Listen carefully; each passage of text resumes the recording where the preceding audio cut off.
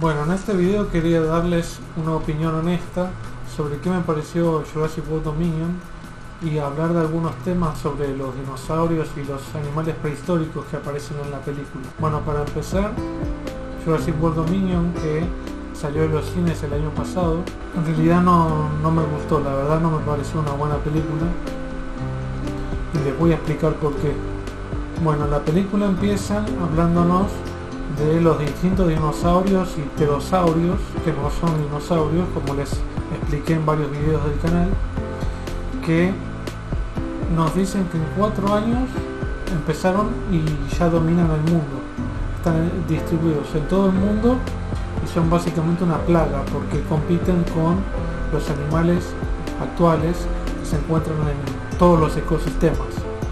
Esto es imposible por varios puntos de vista, tanto que en 4 años que una población de animales tan grande, ecosistemas básicamente de animales tan grandes que tardan mucho tiempo en reproducirse y armar poblaciones por separado, digan que en 4 años ya pudieron dominar el mundo. O sea, en 4 años no alcanzaban los tamaños máximos.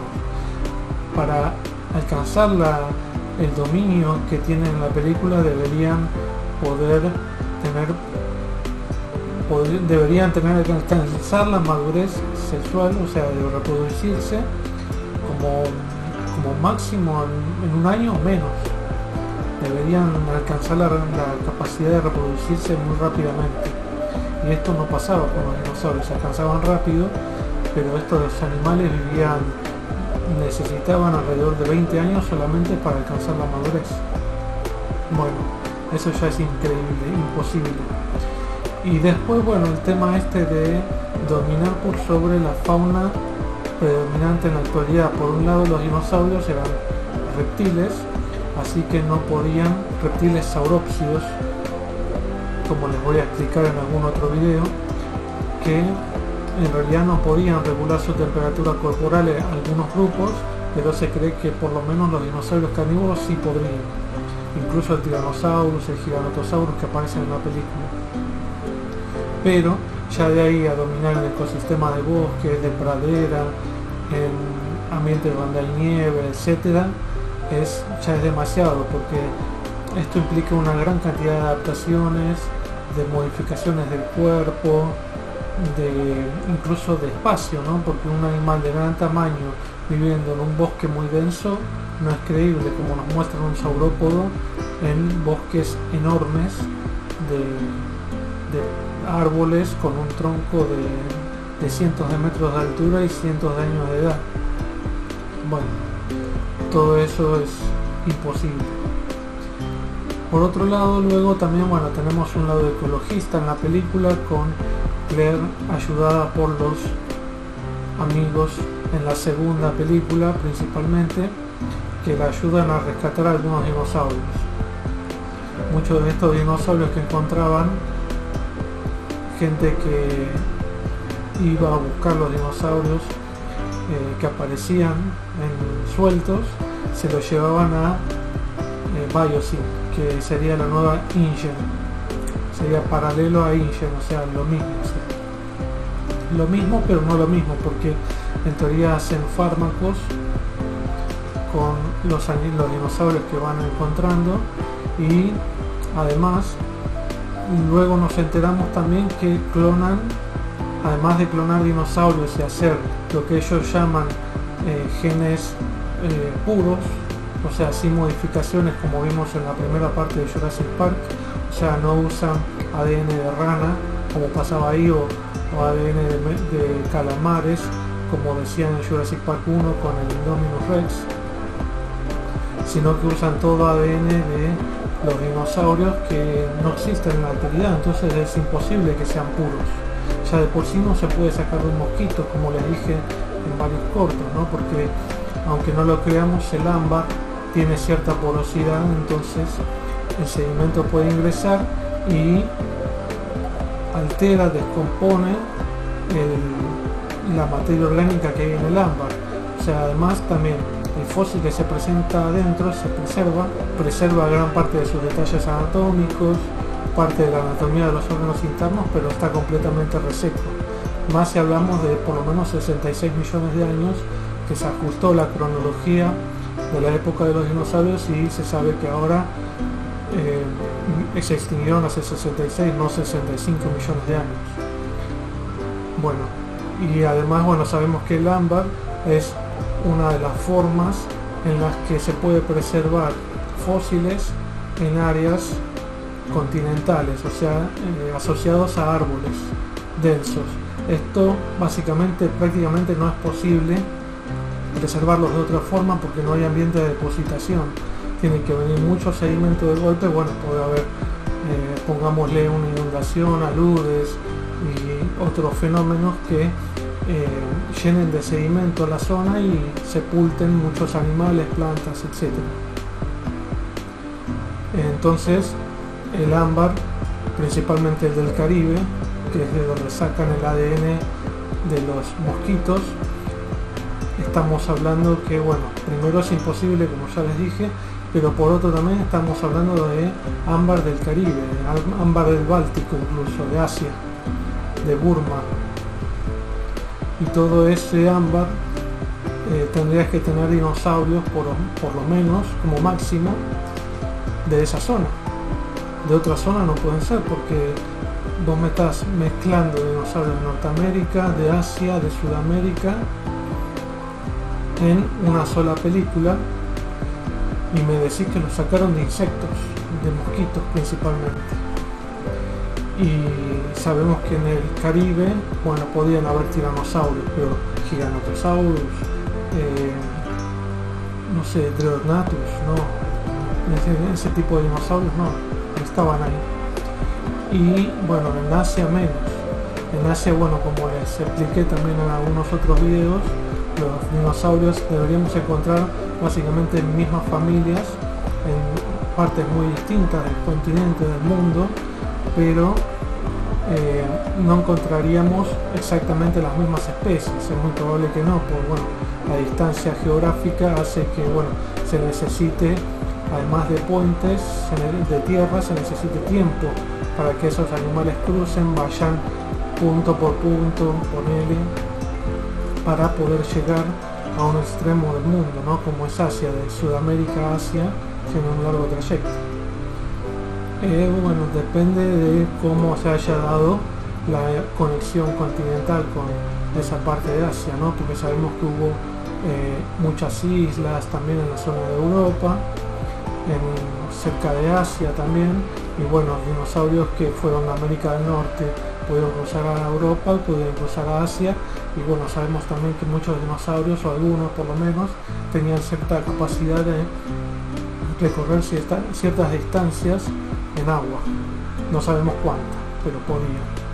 Todavía no sabemos bien la paleobiogeografía del mundo. Por un tiempo se pensó que los dinosaurios eran vicariantes, que no se podían encontrar los mismos grupos de Sudamérica en Asia, pero resulta que sí, las podemos encontrar. Entonces toda esa idea se tiene que descartar, ¿no? Porque los encontrás en todo el mundo, no las mismas especies como les digo, pero sí a nivel familia, o sea, un nivel taxonómico de clasificación, de jerarquía más amplio, o sea, menos relacionado con la especie que se presenta en América del Sur, más relacionado con varias especies, varios géneros. O sea, para nominar una familia necesitas que un taxón, un grupo de animales, de dinosaurios, esté compuesto por al menos 2 géneros de dinosaurios. Dentro de esos 2 géneros pueden haber varias especies dentro de un género, varias especies dentro del otro género. Así funciona la clasificación binomial diseñada por Linneo en el siglo XVIII. Bueno, ahora siguiendo con la película, vemos también al principio un prólogo que nos sale en la versión normal de la película, digamos, en la que se enfrenta un tiranosaurio con un giganotosaurus. Acá tenemos otro gran error. El Tyrannosaurus nunca se cruzó con un Giganotosaurus. Primero el Giganotosaurus vivió hace cerca de 100 millones de años y el Tyrannosaurus vivió hace entre 70 y 66 millones de años, y en Norteamérica, y parientes en Asia, posiblemente en Sudamérica, pero más recientes, o sea, de menos de 100 millones de años. Y además eran muy distintos, no era la especie Tyrannosaurus rex, que por ahora, bueno, creemos que hay una sola especie. Ya les voy a hablar de un video diciéndoles sobre las posibles 3 especies de Tyrannosaurus que se clasificaron hace poco, se nominaron hace poco, diferenciando al género en 3 especies, reconociendo 3 especies. Bueno, además también vemos en este prólogo un iguanodon que tampoco estaba en Sudamérica, pero sí habían parientes, los iguanodóntidos, que son un grupo de dinosaurios ornitópodos, ornitisquios, bastante basales, los que se presentaban en Sudamérica, algunos un poco más derivados como el Cryptosaurus australis, pero bueno, de iguanodóntidos podemos hablar del Isaura, alguna otra especie, pero son muy pocas. Hay varias, hay unas cuantas en realidad especies, mayormente eran de reducido tamaño, de los menores tamaños para los dinosaurios. Luego tenemos a Dodgson. Dodgson es otro actor en esta película porque el de la primera Jurassic Park tuvo problemas legales, digamos. No quiero entrar en detalles sobre eso. Vamos a hablar de la película. Bueno, y resulta que es un tipo mucho peor que Hammond. Hammond en la novela se suponía que tenía que morir, pero Spielberg decidió dejarlo. En esta pasa lo que tenía que pasar en la novela de Crichton, el escritor. Ahora, luego también tenemos al Atrociraptor. El Atrociraptor es una especie real de dinosaurio, dromaeosáurido. Era de mucho menor tamaño que el de la película, muy cercano al del Velociraptor, que tampoco es el tamaño que vemos en la película, sino que había tenido alrededor de 1,80 m de largo y alrededor de 1 metro de alto. Y también tenemos al Pyroraptor, que pasa lo mismo. El Pyroraptor encima lo ponen a nadar en el agua congelada. Los dinosaurios no podrían soportar aguas congeladas, o no sabemos, pero no había estas aguas congeladas que nos muestran, entonces no sabemos si las podrían sobrevivir. Los reptiles normalmente no las sobreviven, aunque como les dije, sabemos que muchos dinosaurios podrían haber sido homeotermos y regular su propia temperatura corporal. Bueno, es un disparate eso lo del Pyroraptor. Después, bueno, hay mucha acción, te llevan de acá para allá, te saltan de Owen a Claire, te saltan a los personajes de la Jurassic Park de antes, los Alan y Ellie, y al final terminas haciendo un embrollo porque tratan de a toda forma llegarlos a juntar a todos, y se termina haciendo un embrollo sin sentido. Vemos al Atrociraptor, además, hablando de él, persiguiendo una moto y llegando prácticamente a morder la moto, que iba a más de 100 km por hora, y después la moto se sube a un avión que para despegar tiene que llegar a más de 100 km por hora, y el Atrociraptor llega a esa velocidad. No, imposible, ni el guepardo llega a esa velocidad. También tenemos, dentro de lo que les decía de los personajes de la primera Jurassic Park, Ellie y Alan. Ellie va a un campo donde hay langostas también mutadas por Biosyn, que las está produciendo para hacerlas como si fueran un arma, por así decirlo, para que se coman los cultivos de la competencia, digamos, de los cosechadores de la competencia. Entonces esto hace correr riesgo a la humanidad, porque eso es muy cierto, porque dependemos tanto de los cultivos como de las angiospermas en general para poder sobrevivir, porque básicamente la vida, por lo menos del humano y de muchas otras especies, depende de las angiospermas, que son las plantas con flores, que son las plantas que cosechamos. Todos los granos, son todas angiospermas. Y resulta que bueno, Ellie las ve en una paleobotánica, y ahora resulta que parece ser, no sabemos bien por qué, va a estos campos a supervisar a ver qué pasa con estas langostas, no sabemos, pero sucede en la película. O sea, una paleobotánica se dedica a las plantas fósiles, todo tipo de plantas. Ahora, puede ser tercerizada, por ejemplo, puede que alguna empresa del Estado o una empresa privada les solicite asistencia a esta paleobotánica para, bueno, algún cultivo agroecológico, algo por el estilo, si es que alguna vez hizo algo por el estilo y está en algún proyecto relacionado. Pero bueno, es muy raro. Y va con esta idea de ver el tema del cultivo y de sacar muestras de la langosta con Alan, que está en medio de una expedición.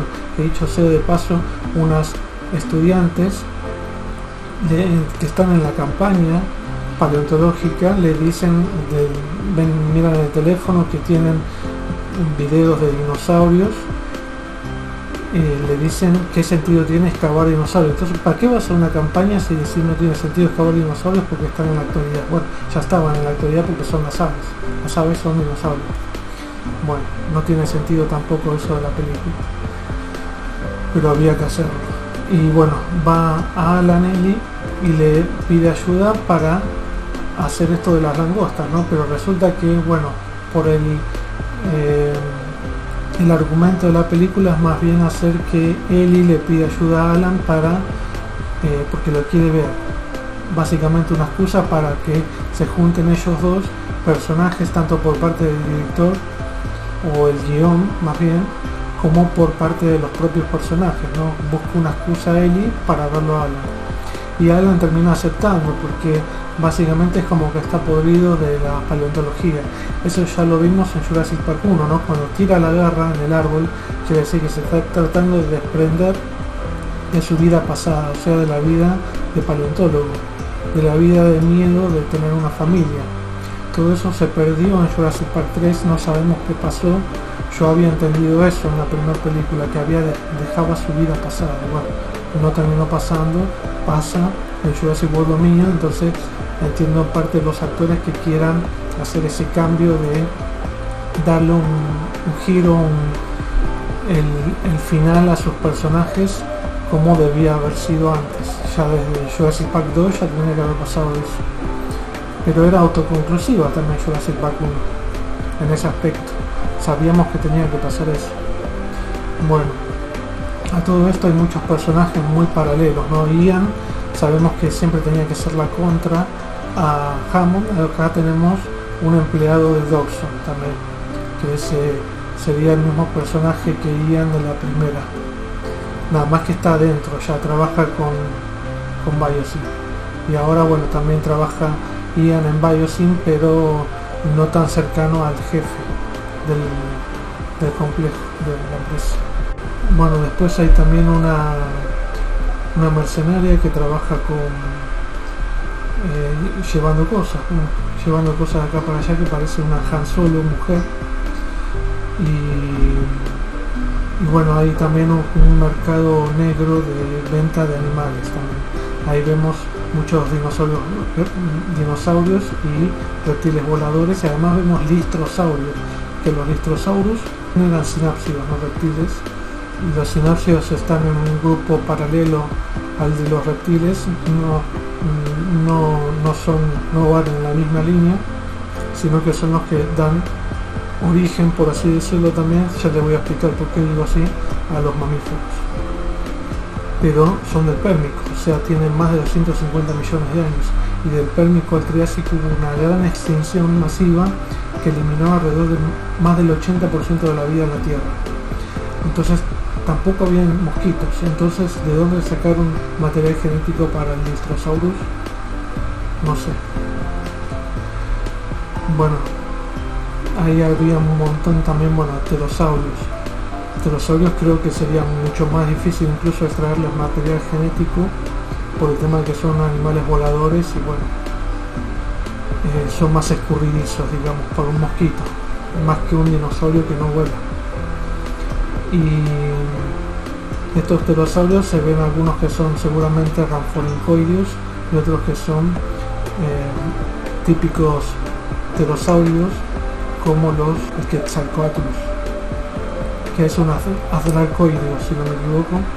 Es el pterosaurio más gigante que existe, más grande, y era de México, cercano a Estados Unidos, zona de Texas también, y es el que tira el avión, bueno, lo cual es bastante irreal, ¿no? Porque sabemos que el pico era demasiado débil para tener esa fuerza de romper el fuselaje, era suficientemente fuerte para este animal, pero el animal en sí era muy débil como para romperlo, porque tenía todos los huesos huecos, el pico era muy fino, no es un pico como de un ave el que tienen los pterosaurios, sino que tiene la misma función o la función similar, pero el origen es distinto.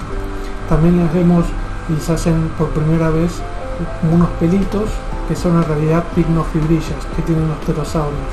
Eso está bueno que se lo hayan hecho. Lo mismo a algunos de los dinosaurios, que son como hacen que son dinosaurios sin alteraciones genéticas, tienen que tener plumas. Bueno, acá lo hacen por primera vez, y las picnofibrillas de los pterosaurios podrían tener el mismo origen que el de los dinosaurios, pero como no es seguro, esto no lo sabemos bien, porque bueno, no hay ningún descendiente de los pterosaurios, y podemos pensar que los arcosaurios, los ancestros de los dinosaurios y las aves y los cocodrilos, y también los extintos pterosaurios, tenían plumas o filamentos similares, pero también pudo ser una evolución convergente en distintos grupos de arcosaurios, como es en dinosaurios y pterosaurios, una evolución convergente de tener ese tipo de cobertura que seguramente tiene el mismo origen embriológico, pero distinto origen filogenético, un origen paralelo. Bueno, eso está muy bueno. Y después tenemos, bueno, la pelea de nuevo de Rexy con el Giganotosaurus, incluso con un Terizinosaurus ciego.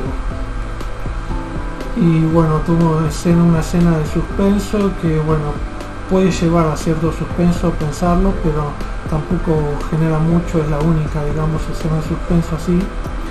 Y bueno, primero gana el Giganotosaurus una pelea con el Tyrannosaurus, y después la gana el Tyrannosaurus porque lo empuja al Giganotosaurus por sobre las garras del Tyrannosaurus que se le tenía en la boca. Pero bueno. Y la trama toda está con la nena clonada, que al final resulta que no la había clonado su abuelo, sino que pensaba que era su abuelo, sino que era la hija genética de la hija de Lockwood. Y ella en teoría es la clave para poder hacer que la langosta no sea más un peligro para la raza humana, la especie humana. Bueno, no tiene sentido. Y además modificar una sola langosta para que vaya a la población y infecte a todas las demás. En generaciones podría pasar eso, pero difícil que pase en poco tiempo. Bueno, y lo del Dilophosaurus es aún peor, ¿no? Además de comerse a Dawson, hacen una escena lamentable con Claire en la que varios Dilophosaurus la están acechando, y cuando se le acerca uno aparece Owen y lo acogota y hace que se trague su propio veneno. No tiene absolutamente ningún sentido. Y después, cuando se lo van a comer a Dawson, incluso Dawson les habla, porque entraron varios Dilophosaurus a un trencito que va por la zona de minas, y les dice: ¿qué tal? ¿Qué les pasa? ¿Qué onda? Y eso que fue, ¿no? Ya había dado señales antes cuando los vio a Ellie y a Alan, que tenía algo raro por cosas que dijo. comentarios raros, un comentario raro que hizo por ahí suelto, pero ¿a qué se debe ese comentario a los Dilophosaurus? No se entiende. Igual te dejaron bien en claro como que se merecía que le pase eso, pero bueno, ponele. Y bueno, se incendia todo el complejo de Biosyn y meten a los dinosaurios en la zona más protegida donde no se está incendiando, porque quemaron las langostas. Dawson quemó las langostas para quemar toda la evidencia y se quema todo el valle. Y después, bueno, termina que los dinosaurios viven libres, viven con los animales de cada ambiente en el que están, con aves, con caballos, etcétera, incluso el lobo en vaquero. Y Blue tiene una hija, Beta, y esa Beta vendría a ser partenogenética.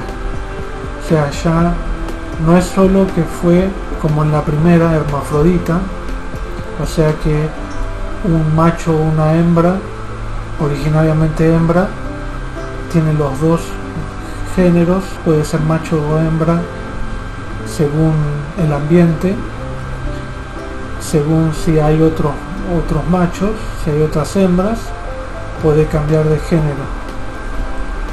Entonces de esa forma se pueden reproducir, pero partenogenético ya es algo asexual, o sea que se reprodujo consigo mismo, o sea que es un clon. O sea, es extremadamente... yo no conozco casos de partenogénesis para decir, ponerle tal vez en algunos anfibios, en unos que se llaman urodelos, que son en algunos casos raros de reproducción. No sabría de algún otro vertebrado que tenga partenogénesis. Incluso en teoría era un poco más pura, ¿no? Blue, no sé, pero aunque no sea pura, otra cosa es ser partenogenética, porque incluso sigue siendo reptil, sigue reproduciéndose por huevos y tiene la anatomía de un reptil. Pero bueno, es otro sinsentido de la película, como tantos.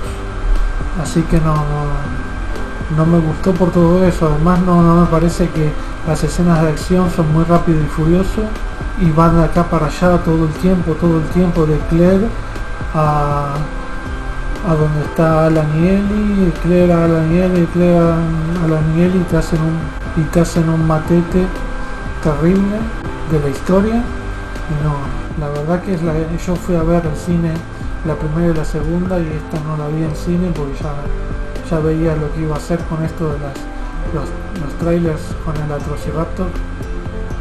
La primera y la segunda me gustaron, pero por entretenimiento nada más, no por contenido, por guión ni nada de eso. Y ahora, como estoy más crítico de lo que veo, no tiene sustento por ningún lado. Encima hay una escena de los Atrociraptor corriendo a Claire, que Claire también salta de un edificio al otro, tipo Jason Bourne. En una entra a un baño y el Atrociraptor asoma la cabeza por un agujero de una puerta, como parecido a Jack Nicholson en El Resplandor. Le faltó hablar nada más. La próxima película tienen que hablar los dinosaurios. Bueno, espero que te haya gustado este video.